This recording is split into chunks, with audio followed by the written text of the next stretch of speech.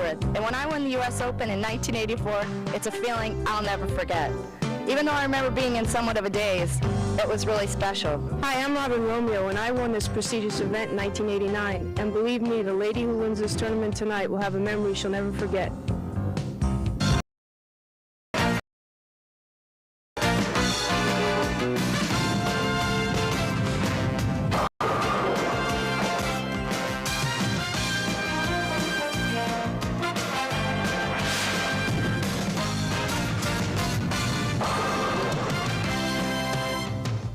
ESPN and the Ladies Pro Bowlers Tour present the $100,000 BPAA U.S. Open.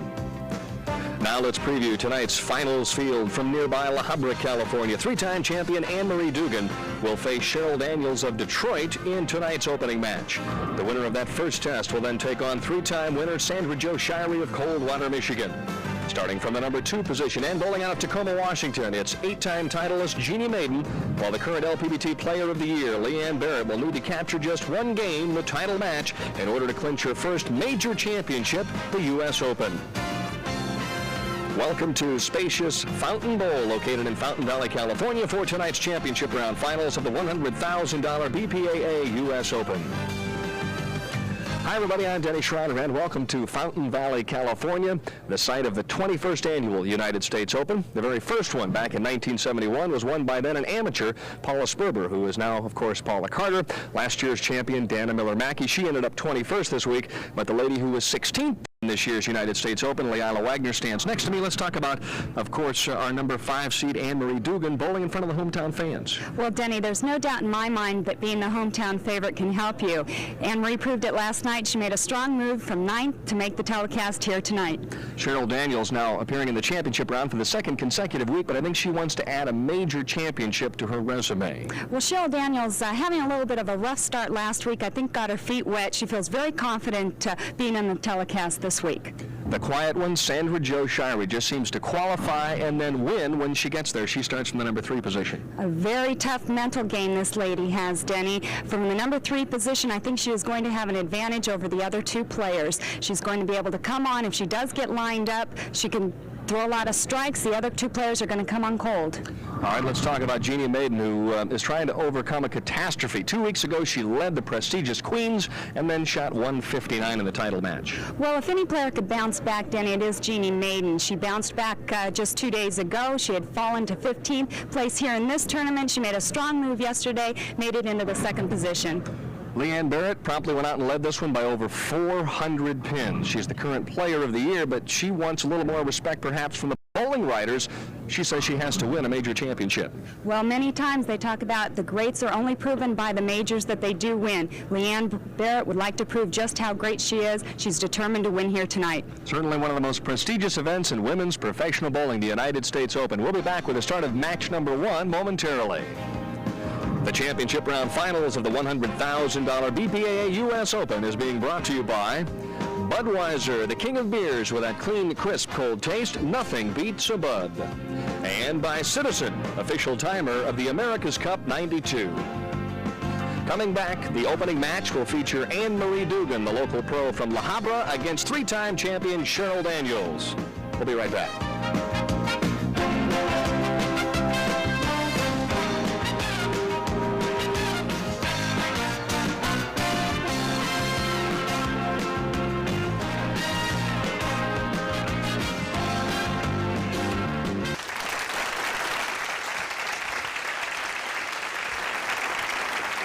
212 players started the week in the chase for one of the most prestigious championships in women's professional bowling, the United States Open. Just 5 remain, and Anne-Marie Dugan begins the championship round on lanes 51 at 52. A difficult tournament, Denny, to get to the top 5. There's 56 games that these players had to go through. It's been a week of grueling competition. Anne-Marie starts with a strike. And she gets a round of applause from the many fans and relatives and friends that she has in the Southern California area.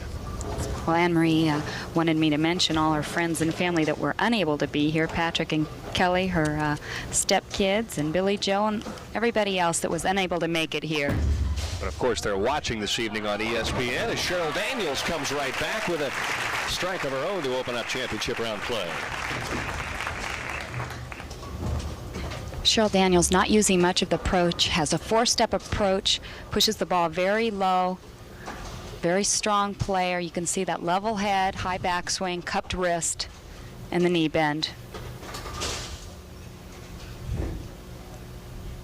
Interesting note, both of these players met in Hammond, Indiana last fall. Cheryl Daniels the victor in that match by only 1 pin. Comes back with a good shot with a solid 10-pin on the left-hand lane. We're told we have a little bit of a technical problem because it's thunderstorming in Bristol, Connecticut, the home of ESPN. So hopefully the skies will clear up in Connecticut and we'll end up with a nice clear picture. Cheryl Daniels with 3 championships, all of those coming in 1989, winless since then. Well, the last time she was the number 4 seed was just last week. She lost to Mary Martha, shot 198. Anne-Marie Dugan also looking for her first major championship. She qualified for the telecast in the U.S. Open back in 1984 and finished 5th. So she had a chance to win the United States Open, but could do no better than 5th. It's been a long dry spell for Anne-Marie. She was the 1983 Ebonite Rookie of the Year. Started her career very early. First tournament as a member, she won it, and that was in Houston in that year. Anne-Marie uses a 5-step approach. You can see the difference between the 2 games here. Steps first, then pushes the ball away. The knee bend really likes to go away with the ball. She crosses a lot of boards. Asked her if she played in at all this week, and she said just 1 round and it was okay, but I really tried to play outside of 5 and get the ball to hook as much as possible. I had the best carry when I did that, so that's what she comes out with here this evening. The game plan is to play out and hook it as much as possible, and thus far it's working to perfection as she starts with a 3-bagger. Well, Anne-Marie's husband, Pat Dugan, was able to drill her up a new ball that opened up her area and create some area for her that she was able to play out that far. Not all the players were able to do so. Cheryl Daniels 19 and 23 all time in the championship round. 0-1 here in 1991. A little more direct, and I'm not so sure that's exactly what she wanted as she leaves the 3-6-10. Appearing to pull the ball a little bit on that shot, Denny really did not trust it and throw it right. She's there a little swing of the arm. You can tell she's just trying to keep her arm swing loose. She did bowl the best when the lane conditioner carried down the lane. It gave her a little bit more hold, so we might see that shot holding as the games go on.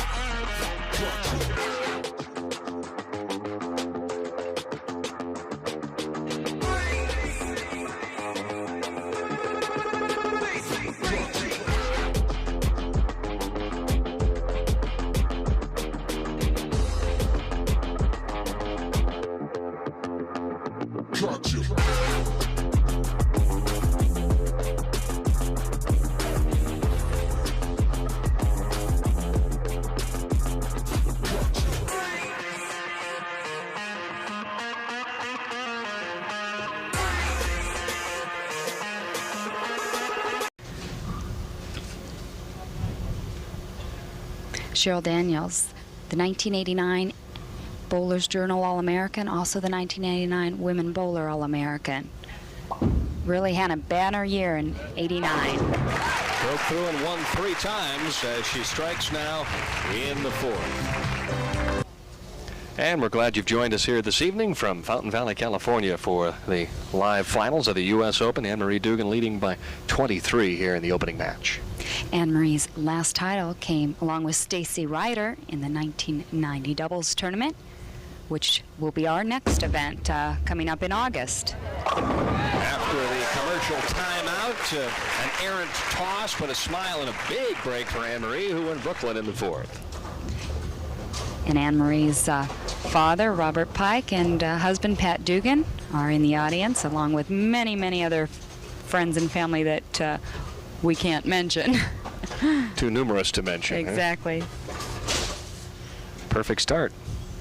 Anne-Marie by 33, could be 43 if she strikes here at the midway point. A key shot, capitalize on the break that she just got. Once again high, and the last 2 shots not indicative of what she did in the early part of the match. Well, cutting the ball a little short, Denny. She did not swing the ball out to the right, therefore it hooked a lot earlier on her. A difficult spare conversion, the 3-9-10. She will try to put the ball between the 3 and the 10 and hope to get the 9.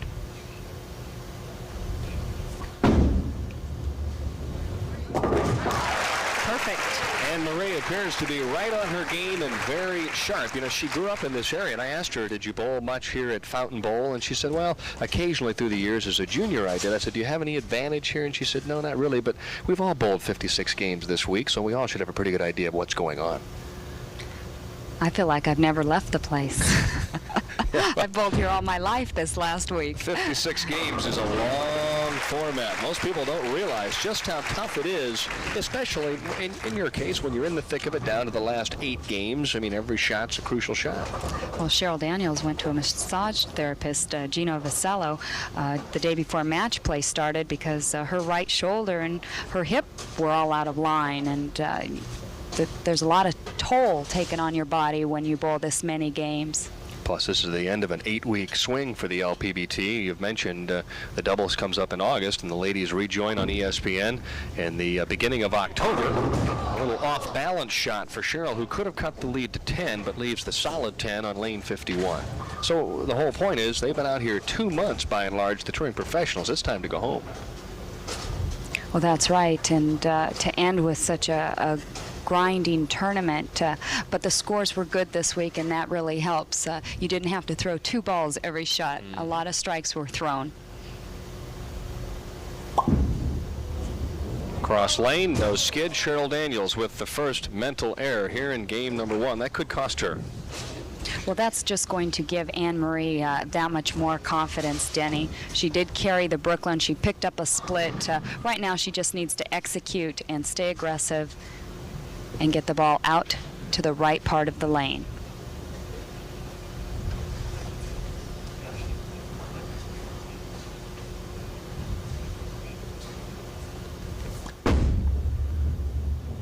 A little better shot, but not quite good enough. And it seems strange. Neither one of the last 3 shots have come within 2 or 3 boards of where she started the match. No, the first shot she threw, Denny, that ball went out to at least the 4th, 5th board before it made a break back. So far, her last 4 shots, she has not gotten the ball out farther than that 7th, 8th board.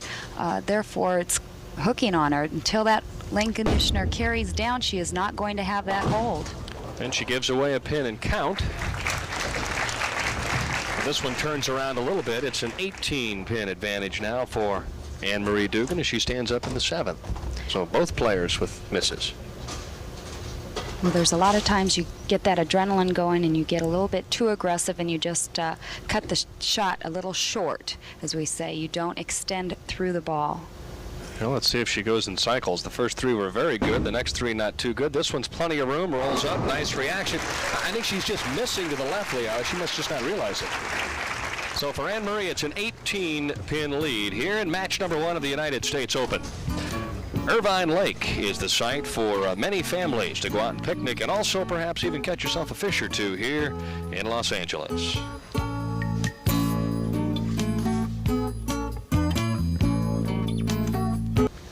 Critical stage here in match number 1. Perhaps biggest shot of the week for Cheryl Daniels. She trails by 18, but if she doubles right here, Leanne, she climbs right back into the thick of this one. A key shot. Now she left that ring in 10 on lane 51 last time. More speed. Boy, handy of a shot on lane 52. Well, you can see the difference of the line of these two players. Cheryl Daniels opted to play inside a little bit more, find that hold area. She's right around the second arrow, the ball not going out more than the 8th board. It holds line. And you can see right there from the bottom, the 15th feet, you can see her ball at 10th board, right on the second arrow, 17 miles an hour. Coming down at 55 feet, 5 feet from the head pin. The ball dropping speed. She crosses over, kicks out the 6, and will gladly take the Brooklyn break. And the lead now is 8 pins. Well, what goes around comes around. As you can see here, this ball looking very sharply right at the last 5 feet. And this is her reaction. She's going to say, all right, you carried Brooklyn. I can carry it too. I'll take it.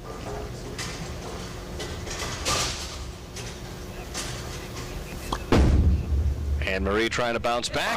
Boy, beautiful shot there. She just kind of lost touch with her game for 3 frames. A little short hiatus here in match number 1. She leads by 18. Could apply plenty of pressure right now if she strikes.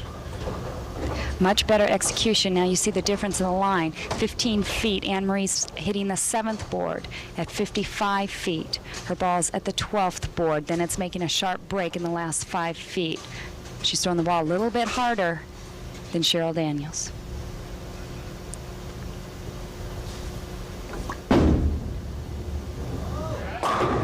252 was the possible best for Anne-Marie until that solid 10 in the 9th frame. The ringing 10, a tough break for Anne-Marie there. The ball just making a late break, coming up behind the head pin. It causes the 6 pin to go around the 10.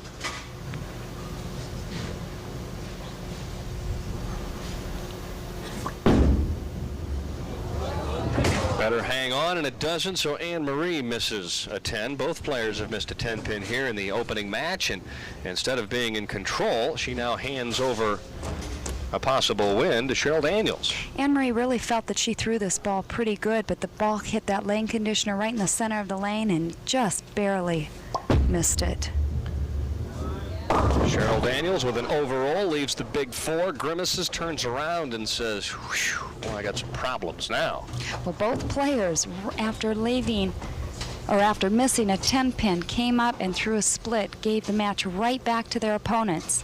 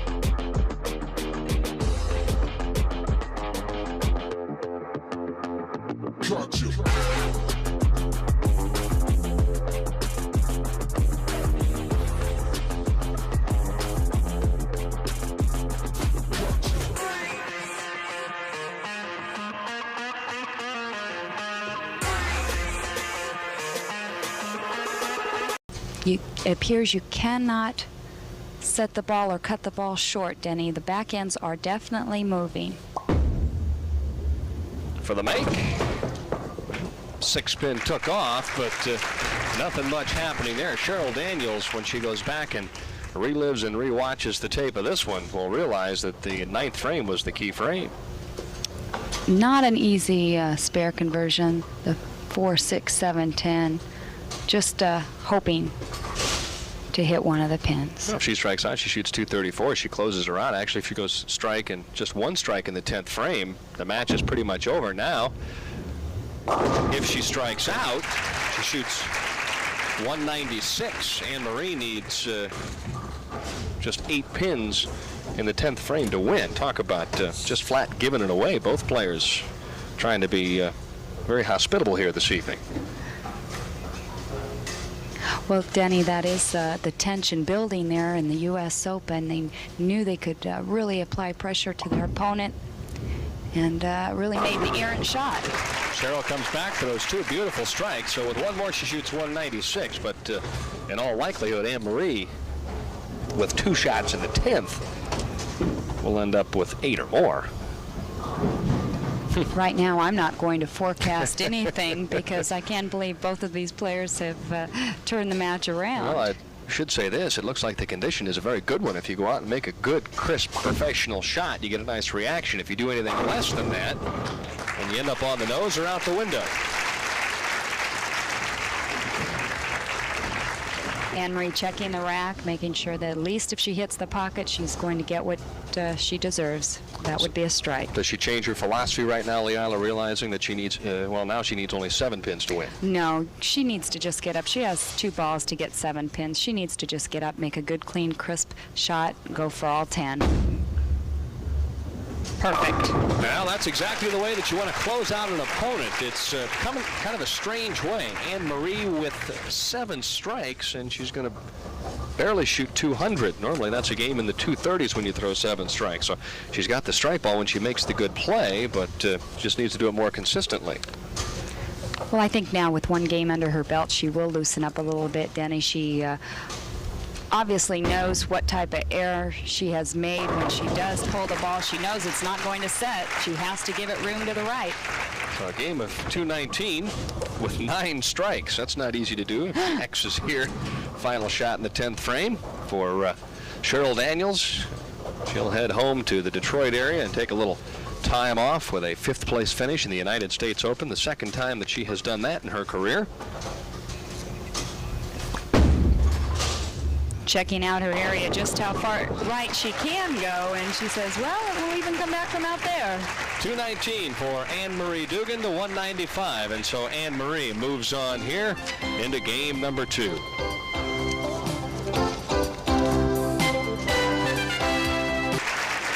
Sandra Joe with 3 titles, one here in 1991. There's the official handshake. You guys really mean that when you do that? Sure. Okay. I'm just checking. But you know, I was once told that you don't say good luck, you just say good bowling. Good bowling. Now, see, do you think Dennis Rodman would shake hands if he were? Well, the boxers Good come question. out and That's right, shake they do. hands, Sure. right? Or hit fists. Oh my! And in the opening round here in game number 2, a big right hand, and Anne-Marie staring at the big 4. Not getting out of the ball very well at all. Turning it early. She looked down at her hand. When that happens, you also let up on your ball speed, and the ball is unable to hold the line.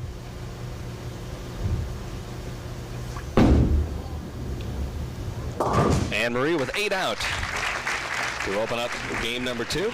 Sandra Jo Shirey will not cross many boards, but she will hit the pocket. Sandra Jo playing right between the 1st and 2nd arrow, around the 8th board.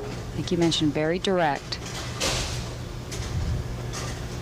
Sandra Jo making her big move once match play started. Comes out, bumps to 5 into the 7, and she'll take the light hit in frame number 1. The light hits really carried very well all week.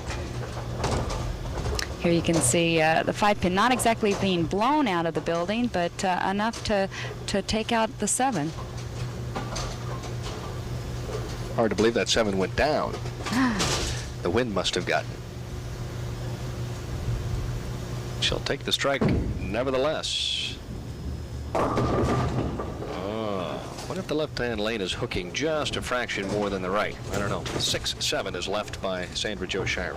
Well, I'd have to say she let up also on her speed there, Denny. But I have to tell you, the players really did have some nice hold area throughout the week, and it appears the back ends here are moving a little bit more. So if you're used to having that hold for 56 games and all of a sudden you don't quite have as much of it, that shot probably would have struck earlier in the week.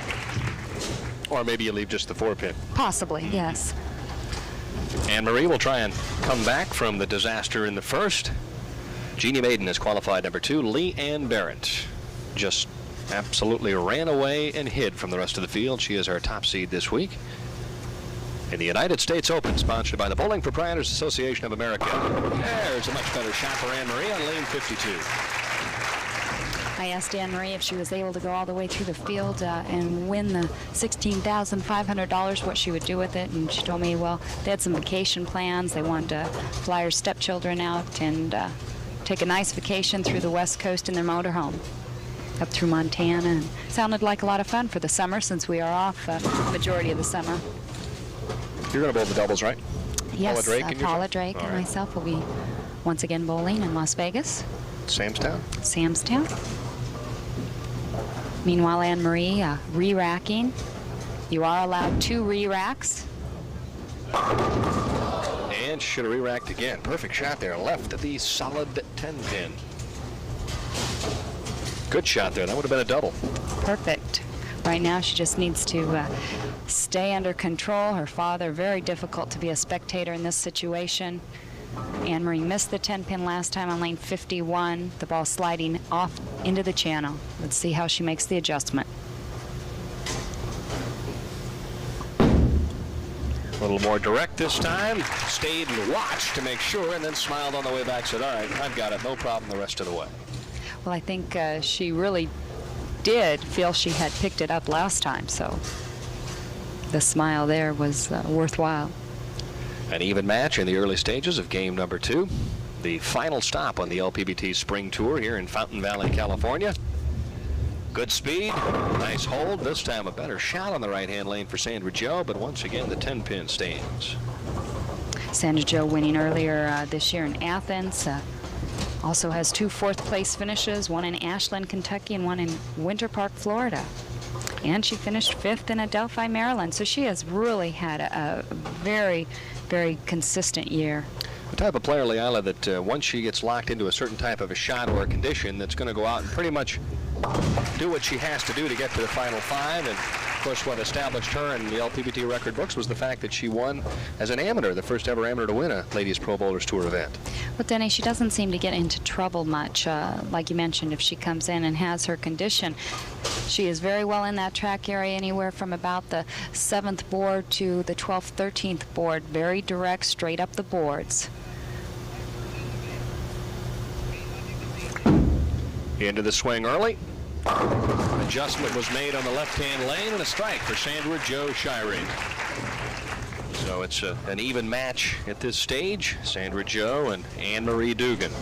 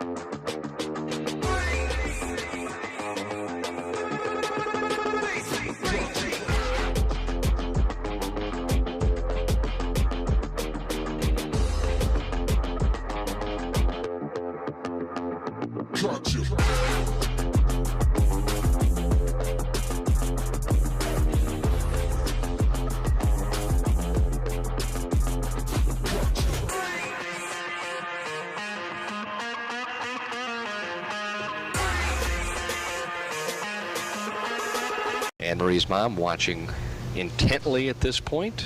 Rightfully so. It's a close match. Well, it's a big thrill for the parents to be able to be here for such a prestigious event as the U.S. Open. I know my family was able to come in and watch and root me on, and you can't imagine having your family members here.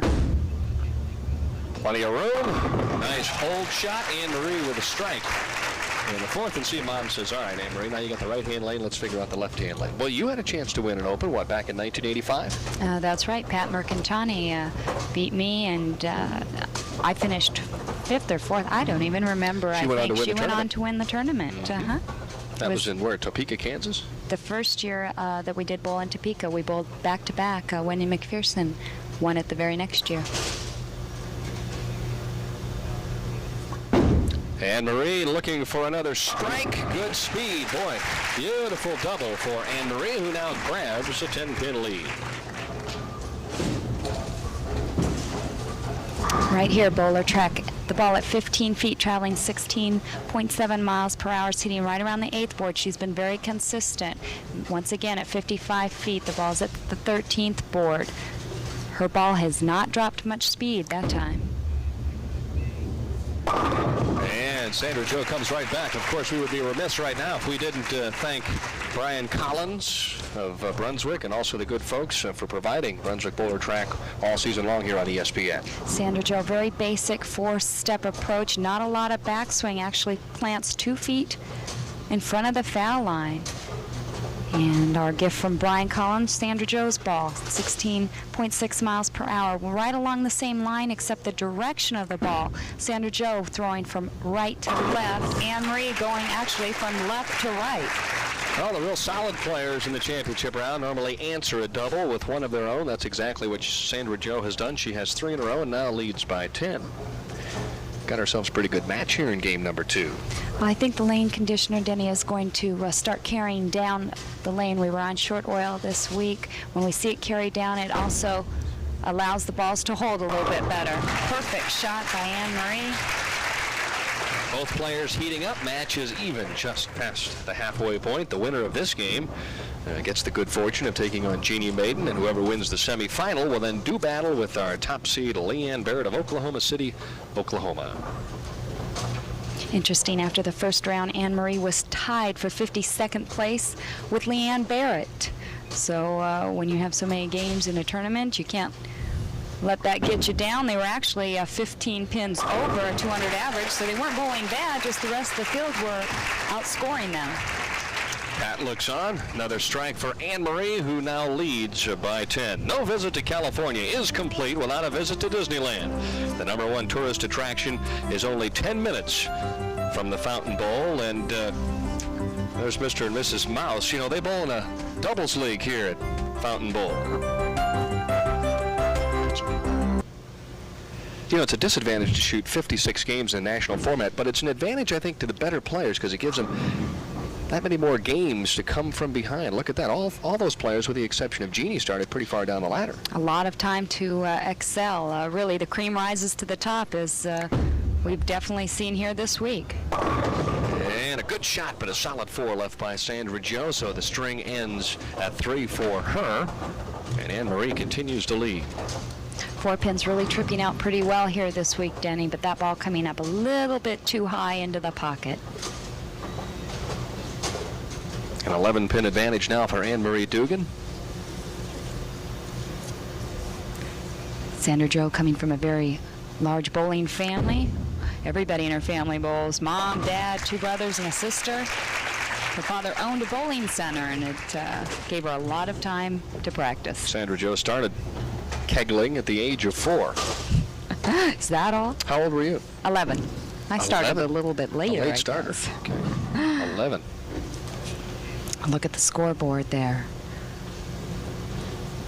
Anne-Marie possible 258 game. Sandra Jo 237 pace if she were to strike out. Needs a strike to stay in the match, and she does in the 8th frame. Now for Anne-Marie Dugan, I would think that now is the time for her to step up and finish Sandra Jo off a little bit early. Right now, if Anne-Marie gets these 2 key shots in the 8th and 9th frame, she could definitely put all the pressure on Sandra Joe.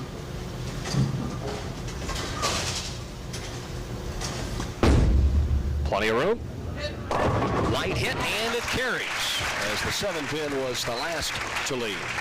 It almost appeared that that ball was going to make a break back, Denny, but she really set that ball a little bit farther inside. It slid down the lane a little bit too far. Well, you can see there she's at the 8th board at 15 feet. Well, it appeared from our angle that she was farther inside. An aggressive shot nonetheless, trusting it to the right. This strike puts her in a position where she will be in control of her own destiny, regardless of what Sandra Joe does. Anne-Marie's going to get a chance to win in the 10th frame. Takes a look at the board, realizes, as Leila said, 258 is the optimum score. Sandra Joe could still shoot 237, which would at least make Anne-Marie show up for the 10th frame. And really a sore thumb. You can see there a lot of games have taken their toll on this lady's hand. Key shot for Sandra Joe Shirey, who comes back and continues to strike. If she has any hope whatsoever of advancing into the semifinal game, she better continue to throw X's all the way through the 10th. Well, if she does strike out, Denny, she would force Anne-Marie to at least spare in the 10th. Well, when you take a look at the 7th frame for Sandra Joe, if she carries the 4-pin there, boy, what a different match we have going into the 10th frame. Dead even. Whew. Just that one little shot once in a while makes the difference. Stay in the pocket. Yeah, there's the 4-pin that she needed so desperately in the 7th. Even farther inside, that ball setting up into the pocket, and that 7-pin just tripped out that 4. Well, when you shoot a game of 237, you're supposed to win in the championship round. Well, usually you do. A tough break for Sandra Joe running into Anne-Marie at this point in time. But one more, she'll force her to at least mark. Well, that one hooked early and set up nicely. Great execution, good ball speed. The ball held line nicely. 237, the best possible score for Sandra Joe, who left the 6-7 in the 2nd frame, and that was her only open frame here in game number 2. Right now, pin count very important.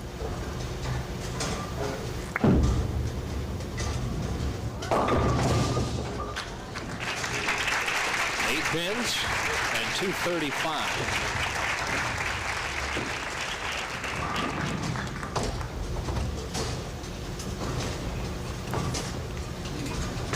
Linda Thomas, our statistician, and Jan Schmidt out in the truck, figuring rapidly to give us the exact pin count that Anne-Marie needs. Well, she needs a mark of some type to advance into the semifinal.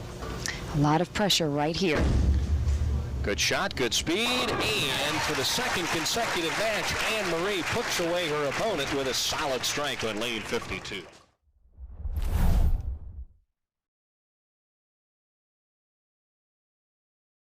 SUNY Empire just really understands adult learners and students who may be bouncing a lot. I never just feel like another student. It's felt very personable. The online courses made it very easy to go to school and pursue a different path. College should fit your life, not the other way around. At Empire State University, study online, on your time. See for yourself at sunyempire.edu.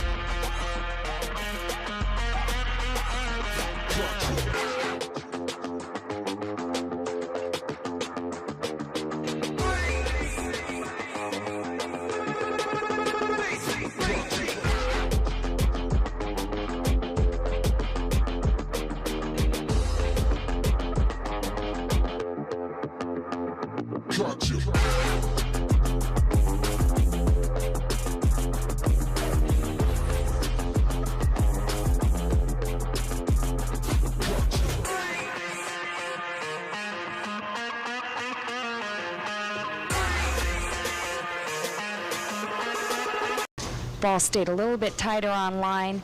The lane conditioner carrying down, you can see it holding line. And this is her reaction. And she'll show us a little bit here. Little focus and concentration in those eyes. This one high doesn't make any difference as the 9-pin remains. Anne-Marie Dugan with a game in the 240s. Yeah, the pace has picked up a little bit here in game number 2. Well, usually with that one game underneath your belt, now Denny Anne-Marie feeling very confident, very comfortable on this pair of lanes. You've got Jeannie Maiden coming out very cold. Sandra Jo showed little, if any, emotion with any of the strikes, any of the opens, and with the fact that she finished 4th. That's her game face. Anne-Marie moves on to the semi-final game here from Fountain Bowl. She'll take on 8-time titleist Jeannie Maiden of Tacoma, Washington. Ready for the semi-final game. Anne-Marie Dugan, who has thrown 9 strikes and 8 strikes in the first couple of games. Once again, both players a little bit a different approach to the game. Denny Anne-Marie still swinging the ball out to the right. Her ball going from left to right. Jeannie Maiden is going to come up and play a little bit more direct. First time we've seen the 2-4-5 in the championship round this evening. Really sending that ball. She trusted it. She opened up last game with the big 4, so she said, hey, I'm going to give it the room. At least I've been carrying those light hits a lot better than the ones that go through the nose. A difficult spare conversion, the 2-4-5 this week. And just as I say that, she chops it. If you catch that conditioner in the center of the lane, the ball slides. If you go across at it, the ball tends to hook. Well, Anne-Marie is used to coming from behind. Had to do it last game, so shouldn't be much more of a chore for her here in the semifinal as we get our first impression of Jeannie Maiden in the championship round. Jeannie Maiden, want me to mention Phil Cilia from Custom Fit Pro Shop, a very good friend, has helped her with her equipment over all the years in her home state of Ohio. Jeannie Maiden 5-step approach uses all the approach as well. Very definite push away. You can see here the high backswing, the follow through. Very methodical player, works a great deal on her timing. Told me this week she made a few adjustments and that's why she made the strong move. She said it was just something in her timing. Has really been bowling well the last month or so. As we mentioned, she led the WIBC Queens. Lost in the championship round to Dee Dee Davidson, but she opens up tonight's championship round with a solid double. Well, Jeannie, the high qualifier in the fall for Samstown U.S. Open, Denny came out and lost that event, then got a hand injury that kept her off the whole first part of the year. Inside out swing for Anne-Marie Dugan, who comes back with an X. And she trails by 21. She could cut the lead to 11, though, with a strike on lane 51. She has thrown a lot of strikes here tonight. She sure has. Really demolished her opponents.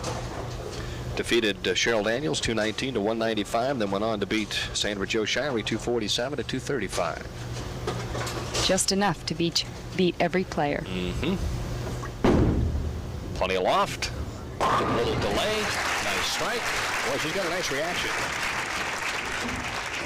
Both players actually getting a nice reaction. Now, Jeannie Maiden, the more direct player, typical of the Sandra Jo line that she was playing.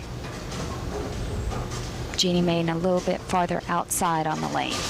What is she giving us, the thumbs up there? How about holding it up so the swelling goes down? Yeah, very tender thumb right now for Anne-Marie, but one would suspect that she could still bowl one more game after this one tonight. Jeannie Maiden trying to get locked in, throws a very nice shot on 52, and she leaves the ringing 10. Actually playing closer to the second arrow, Jeannie Maiden threw that shot. Ball never really breaking more than the 8th board. 6-pin right around the 10. Bad break here. Jeannie Maiden's ball traveling at 17 miles an hour, hitting the 8th board at 15 feet. Now she's going right to left. Changes balls for the 10-pin, and she changes spare balls for only the 10-pin. That's something a little unusual. Well, with the 6'10", Denny, you don't have to really worry about the ball hooking too much, but this is a technique that Jeannie has developed. She probably has said, you know, I have missed so many 10 pins in my career.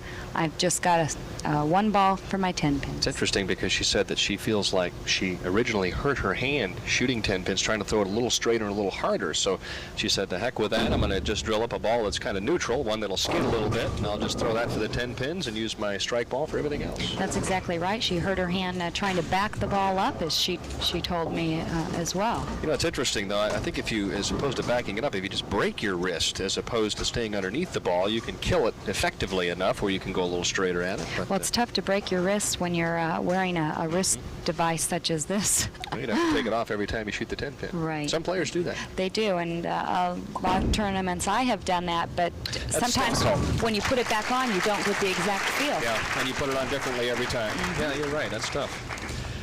All right, midway through match number 2.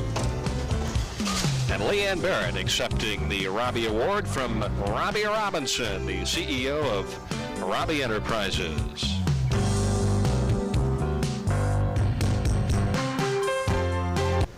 Well, this will be the last U.S. Open that Chief Wapinski presides over as the executive director of the BPAA. He is effectively retiring in July. He's getting a brand new set of golf clubs and said, I'm going to spend some time in the bowling center, but I'm going to start to work on the handicap a little bit. Well, we'd like to wish Chief well, as he's been a great accomplice to the BPAA. The 6-spin working overtime on lane 52. Anne-Marie with a 3-bagger, leads by 2, and she just keeps on striking. Really having some thumb problems, Denny. It's very warm down where the players are bowling. Even though it's been cool here, the temperatures in Southern California have not been up to par. Been a lot hotter on the East Coast, but it's been very warm down in the bowlers area. I don't think it got to 70 degrees here in Los Angeles today. Partly cloudy skies. Oh, the 9-pin dances the 4-pin and the head pin off the wall, and Anne-Marie has a 4-bagger and the 12-pin lead.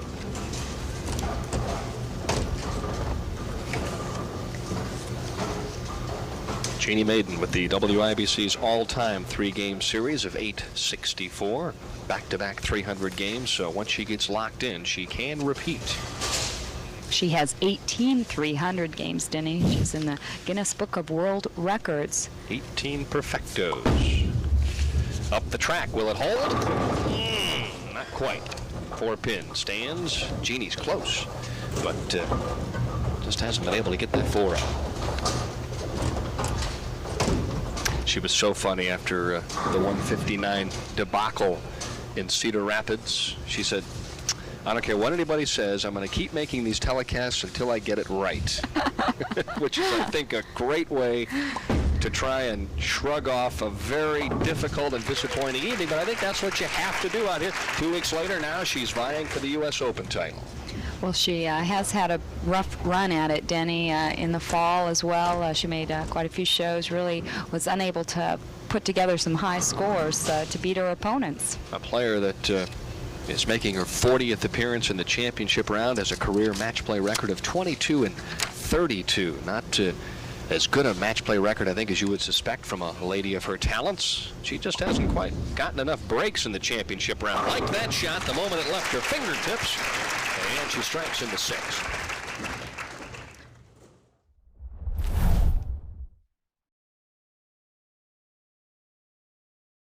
But in many ways, worse than the terrible Democrats are the backstabbing rhino Republicans. Take Washington's Wesley Hunt. Hunt didn't even vote for President Trump.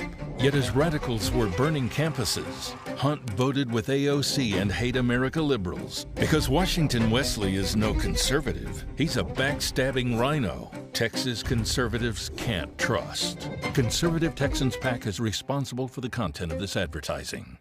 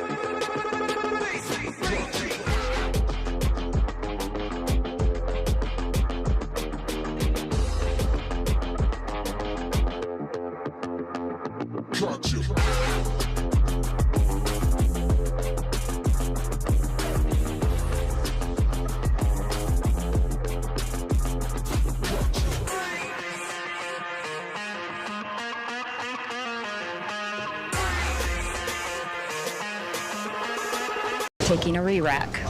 And Wally Hall, the president of the Bowling Proprietors Association of America, looks on as he has been out all week long watching the Women's U.S. Open. And don't forget, French Open live action on ESPN tomorrow and Saturday beginning at 9 a.m. Eastern Time. Anne-Marie continues to strike, and that's been the trend here in the championship round. The 10-pin getting a nice slap from the 6-pin, seeing the ball just flush the pocket. Anne-Marie circling, playing the outside angle, and nobody did that better this week than Leanne Barrett, our top seed, who will be up next. We're liable to see a couple of boards crossed from Leanne. Just a few. A few going this way and a few going that way. Well, Leanne pretty much will come out and play relatively the same line that Anne-Marie is playing, swinging the ball from left to right. Well, we're past the midway point. Jeannie Maiden trying to cool off. Anne-Marie trying to stay hot. We'll be back to Fountain Valley, California right after these messages.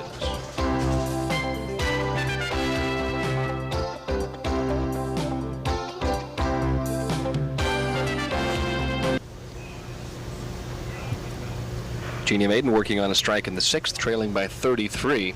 She has to at least get started with a double here. The last time as number 2 seed, Jeannie Maiden lost to Betty Morris in Los Angeles in 1986.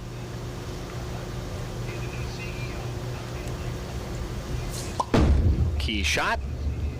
And once again, the 4-pin. Boy, so close to tripping out the 4 and making this a very tight match, but Jeannie just cannot get the break. You know, we've mentioned this is the 21st annual BPAA U.S. Open, but before 1971, it was the old BPAA All-Star event. It was a 100-game event, and Marianne Ladowig won 8 All-Stars. She has more victories than any other woman, and I had a chance to meet her earlier this year in St. Louis at the Salute the Champions. What a wonderful lady she is. I've never had the pleasure of meeting her. Man, could she bowl, huh? I guess so. Won 5 in a row. From 49 to 54. Boy, some of the greats of all time have captured this event. It's amazing. No one, though, has ever won the U.S. Open back-to-back. Well, it's a very, very difficult field, Denny. We're also in a new city practically every year. The only year I remember repeating that I've been involved in the tours was in Topeka, Kansas, when we went back-to-back in 85 and 86. Jeannie with a strike on lane 51 in the 8th has a possible 236, but that could finish a distant second if Anne-Marie continues to strike. She has 6 in a row after an open in the 1st. Obviously, lane 52, the better of the 2 for Anne-Marie. Let's see if that holds true. Tugging that ball a little bit inside her mark as she come back. She made a little motion with her arm to throw it right. I'm surprised the ball held line, but once again, the conditioner has carried down now. You can see where a shot like that is just going to hit in the pocket instead of a 4-6, but you're not going to get the strong drive and get the 10 out.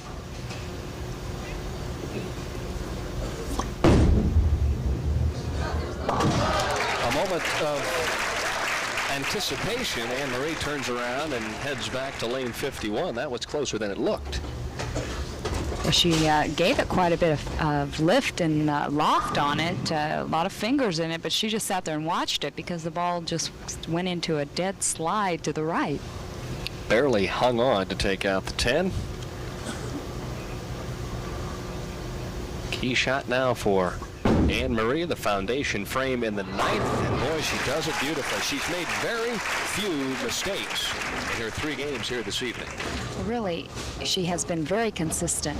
Thanks to our bowler track, she has kept her ball speed relatively the same for 2 games. She has not varied in her mark more than a board to 2 boards. And the Bowling Proprietors Association of America wants to welcome the new CEO, William Blue, to take over for Chief coming up in July. And I had a chance to chat with Bill last night, and he's got a number of different programs, ideas, progressive ideas for the bowling industry, and we look forward to having him aboard. It's always nice getting new blood into the industry, getting some outside ideas, outside opinions. I guess you could say we've got a blue blood now. Oh, good. I wonder if... You really didn't have to laugh at that, but it wasn't too bad, was it? That was good. Thank you. It was lucky. It was a lucky stab. It's the 8th week. Once in a while you get lucky. Now for Jeannie Maiden, who is on a strike. Needs one here to keep within striking distance. How about a break? She finally gets one with the light hit on lane 52. Well, unable to trip out the 4s, she says maybe those wall shots will carry a little bit better, actually trying to arc the ball a little bit more that time. Well, you mentioned the 4. You look at the spares in the 5th and the 7th. Both of those were pretty good shots where she left the solid 4 pin. Right now, Jeannie Maiden can shoot a possible 236 game. Once again, she would force Anne-Marie to at least mark in the 10th. Gotta have it. And she gets it. Boy, beautiful shot. First shot in the 10th for Jeannie Maiden, who, once again, could be a hard luck story here this evening. Well, it appears so, Denny. We'll have to wait and see. Only a couple balls left.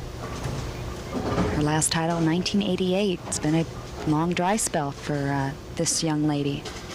The way she's bowling right now, though, won't be much longer before she breaks back into the winner's circle. A lot of times it's just a question of who you bowl and when you bowl them. Excellent game for Jeannie Maiden. A couple of 4 pins that stood here and there, or she might be advancing into the title match.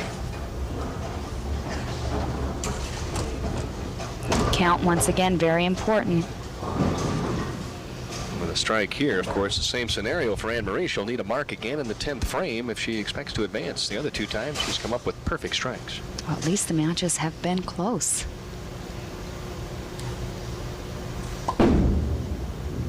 Pretty shot. Can't do it much better. Jeannie Maiden strikes out from the 8th frame, a game of 236. And for Anne-Marie, the same similar scenario. She needs a mark to move on. She needs a spare and 9 pins to move on.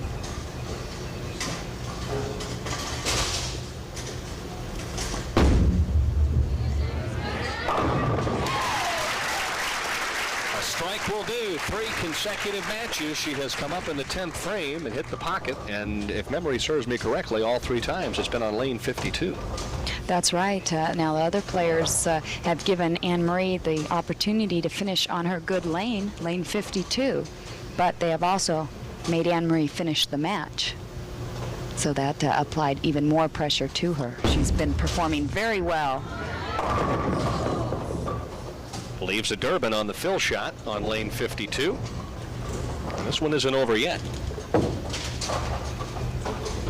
Have you decided yet exactly what my spare is going to be now that we do have this Durbin?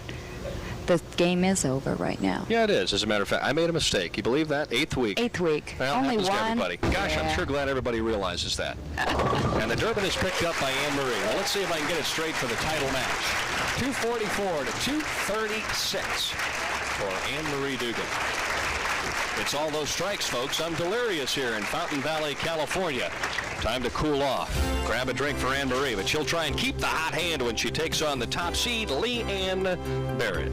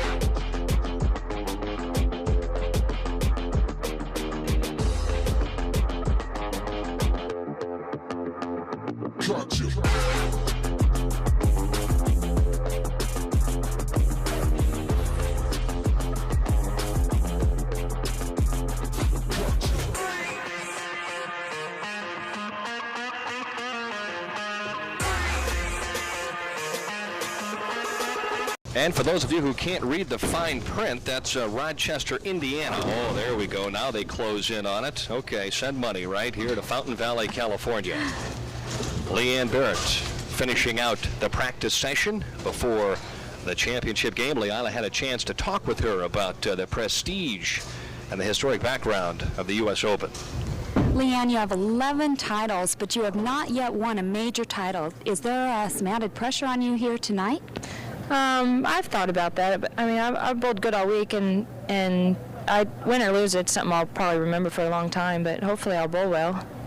Do you feel that having so many family members here this week really helped you to excel, or do you think that also put some pressure on you? I think it was a lot of pressure, but I think it was a pressure because I didn't want to let them down, and it was good, obviously, because I bowled really good, and they're happy, and I was happy, so I think they helped me a lot.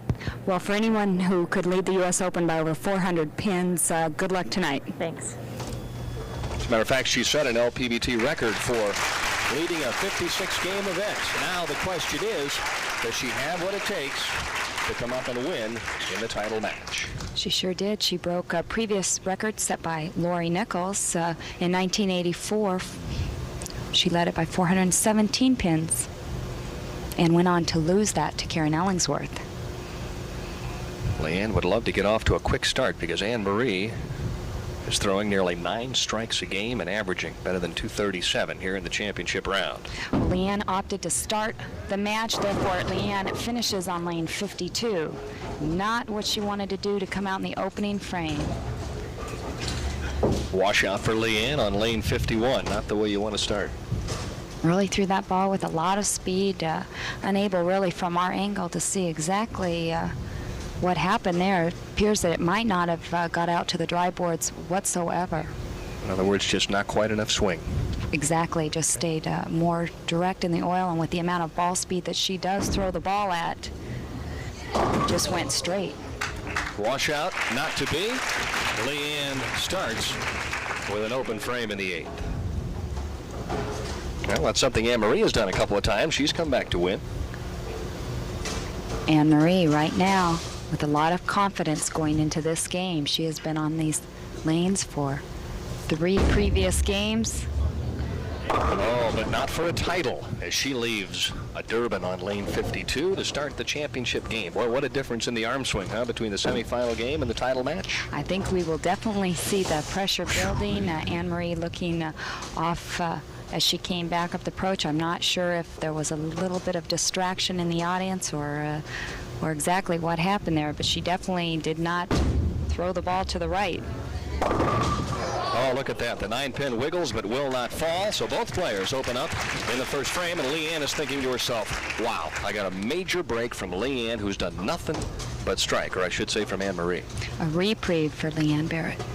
Don't forget, coming up as soon as we're done here with the U.S. Open, we've got live top-ranked boxing from the Shelby High School in Shelby, Montana. 12-round lightweight fight between Todd Foster and Tommy Hanks. Live top-ranked boxing coming up next. Good comeback shot for Anne Marie, but she leaves the 4-pin. It appeared virtually the same type of shot she has been playing. Really gave it the room that time, possibly a little bit less ball speed. You can see there Anne Marie defeated Leanne Barrett 234 to 233. Very close match in match play. Well, let's hope it ends up something like that for either player here in this one, huh? By a pin or two? That would be very exciting. That'd be a fun way to go. And a wonderful spring tour for the LPBT on ESPN. Of course, we mentioned the ladies will be coming back October 9th. That's a Wednesday night in the fall from Country Club Lanes, the Hammer Western Open. That's what kicks off the fall tour on ESPN. Oh, just about 30 minutes from where I live. Yeah, it'll be nice to be at home. Sure. Well, you'll get to bowl in front of some of the hometown fans, right? That's right. I move so often that I get a lot of hometowns. Right. It's wonderful. That's how you get applause from coast to coast. It's a smart way to do it. Leanne sets this one a little short. Obviously, the adjustment, thinking, well, maybe the lanes are a little tighter. Now she scratches her head, leaves the baby split on the right lane. Not a good start.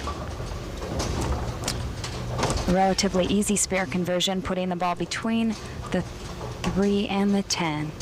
Leanne Barrett, the only one of our finalists here tonight to make the U.S. Open television show last year.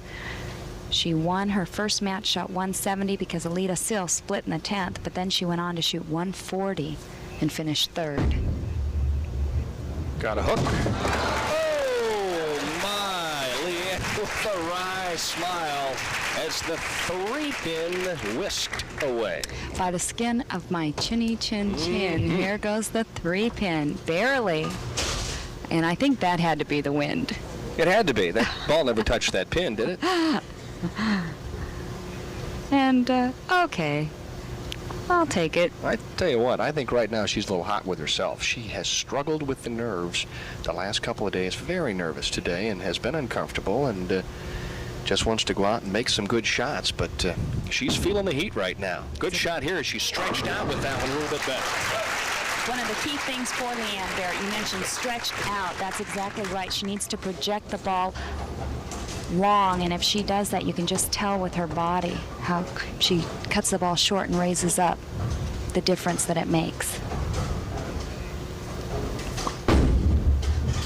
Anne-Marie inside the target line, got a nice break from the head pin that kicked out the 5, but she leaves the 7. When you are inside your target line, the ball not hitting those dry boards quite soon enough, the ball into a skid, barely getting out the 5-pin.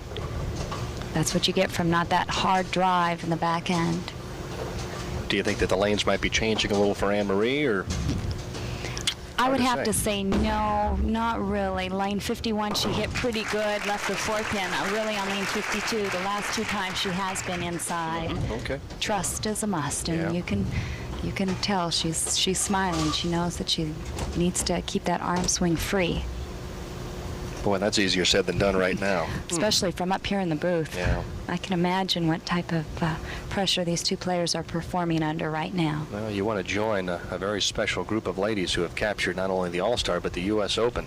Not an easy title to win. There's a little more of a free swing. 4-pin once again stands up on lane 51. And right now it appears the tables have really turned. Anne-Marie was carrying those 4 pins. We saw Jeannie Maiden stuff a couple of them, but right now they're standing. Anne-Marie with 8, 9, and 9 strikes in her first 3 games, and yet to get an X here in the championship match.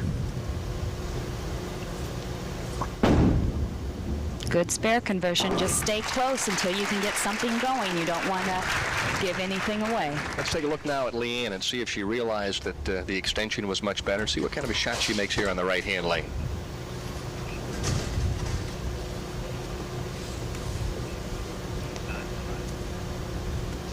Leanne, the 1990 LPBT Player of the Year, also the 1990 Robbie Award winner. Something very special to her, voted by her players. Oh, she got a handful there. Beautiful. Oh, Wax City on lane 52 as her mom and brother look on. And now Leanne leads by 11. One more strike here, and all of a sudden you watch how loose Leanne Barrett gets. Well, if Leanne finds out that she can throw the ball out to the right like that and get it back, she will be able to loosen up a little bit. And Leanne's little nephew, Cooper, 5 months old, was here this week, and I had the pleasure of speaking with her grandfather in the audience a little bit earlier. He recently out of the hospital. Could lead by 21 here if she strikes on 51. Gave it the room, looking for the trip off the 2. Well, at least she trusted it, and mentioned her grandfather, and there's Carve. Great name. Huh? Carve Geckler. Carve. Got a nice ring to it. Yep.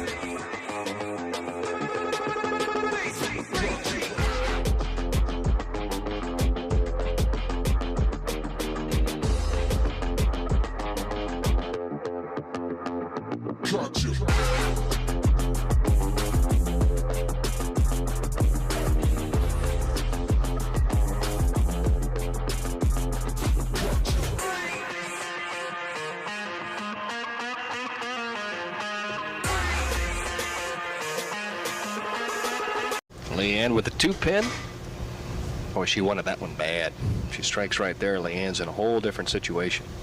Well, she came out as the top seed in Columbia and through 10 straight strikes, shot 286 against Carol Giannotti, who shot 244.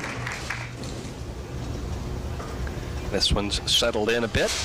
Leanne with a 10-pin lead, but Anne-Marie could change that story if she comes up here with a couple of strikes.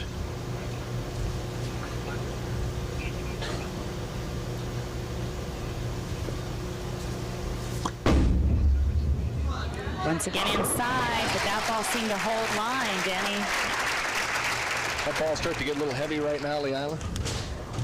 It would have got heavy for me probably a couple games ago.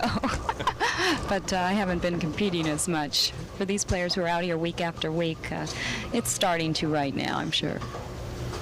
Anne-Marie with a strike here. Could get back to even. See if she gives the ball the room on 51 or opts to play a little bit tighter. Good shot. Plenty of room. Beautiful shot for Anne-Marie Dugan, who comes back with a double of her own. This match is even now. And Anne-Marie, with a terrific double, puts the pressure right back on Leanne Barrett. Leanne Barrett taking a little extra time, making sure her hand is dry.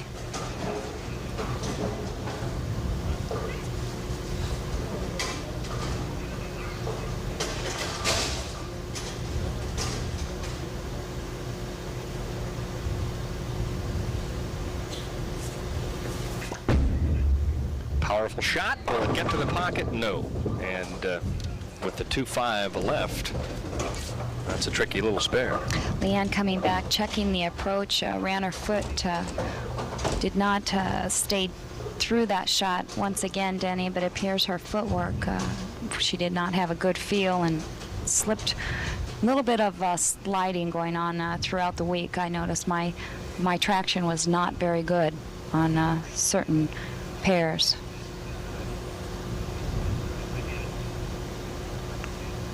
The 1997 Bowling Digest Rookie of the Year gets it the hard way.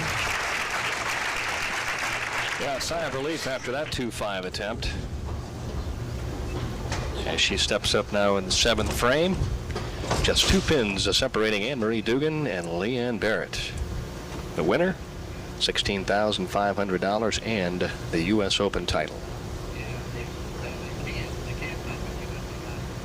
It's hard to believe Leanne Barrett's only 23 years old and already with 11 titles.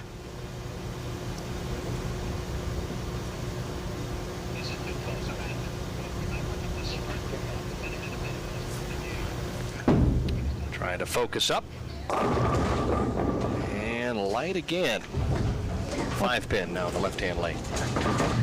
You have to admire Leanne Denny, the fact that she is giving it the room, but she needs to adjust a little bit to the right. The lanes are definitely a little bit tighter than she's making them out to be. She's setting the ball in where the heavy conditioner is, swinging it out to the drive, but if she made about a 2-on-1 move to the right, she would probably be flush into the pocket. And I mean 2 boards with your feet and possibly 1 board out to the right with her target. Well, you can see she made an adjustment there on the 5-pin. The ball went left to the head pin. So the calculator going right now. Leanne's trying to figure out just what she needs to do the next time she gets to 51. And meanwhile, Anne-Marie leads by 3. Could take a 13-pin lead if she strikes here.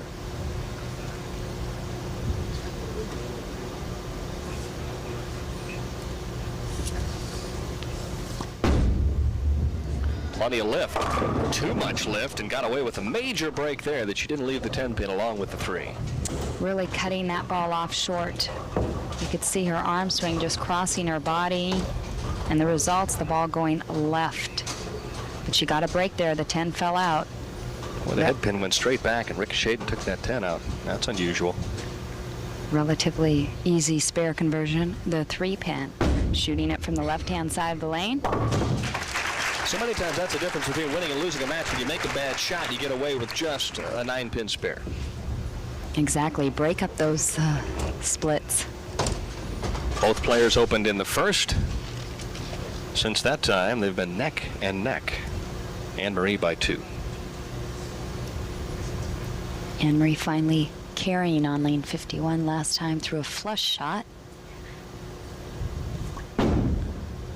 Gave this plenty of room and ends up again right dead center in the 1-3 pocket on lane 51. Well, for Leanne, it's all come down to a couple of shots here in the latter stages. She needs to throw a couple of strikes. Right now in the 8th and 9th frame, winding this match up, Leanne Barrett could set herself up for a nice finish. I'm a little bit amazed that she has opted to put the pressure on herself. She must really feel that lane 52 is her better lane.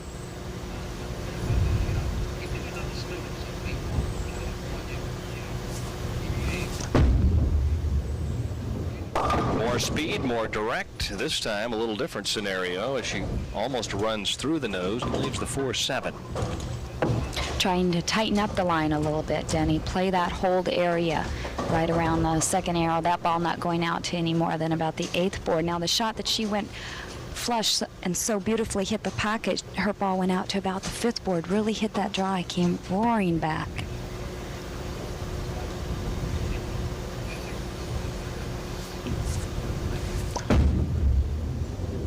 Cross lane at the 4-7, and 212 would be the best score that Leanne Barrett could come up with here in the title match.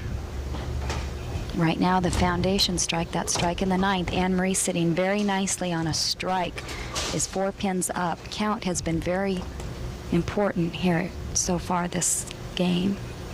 As you can see, both players only with 1 double, and both players with 1 open frame.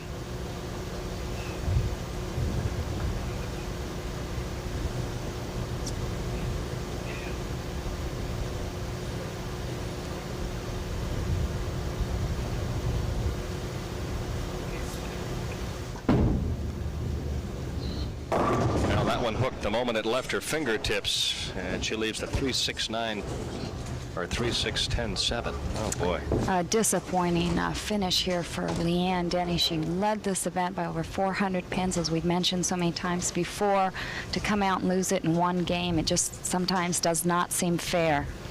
She's getting a definite over-under reaction on this pair of lanes. She hits that dry area, the ball hooks. She moves in a little bit, the ball's sliding a little bit too long for her. And now she'll try and slide the 3-pin into the 7. If she has any chance at all to win, she's going to have to make this. And it doesn't happen. Disaster for Leanne Barrett in the 9th frame, and Anne-Marie knows full well what she needs to do to capture the U.S. Open. I think Anne-Marie is the type of player that will stay very aggressive at this point. She has 2 frames to feel quite a few pins. She leads by 20.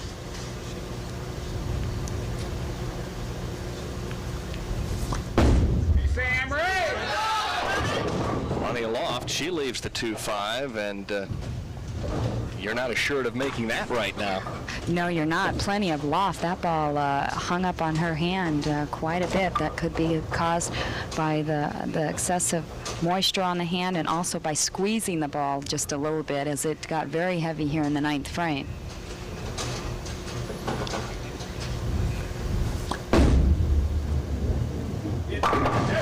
Fall-away conversion of the 2-5, and it takes courage right now to shoot that. Leanne obviously disappointed with what's happened to her in the title match. Wanted this one so badly. Right now, Anne-Marie needs a mark to shut out Leanne Barrett.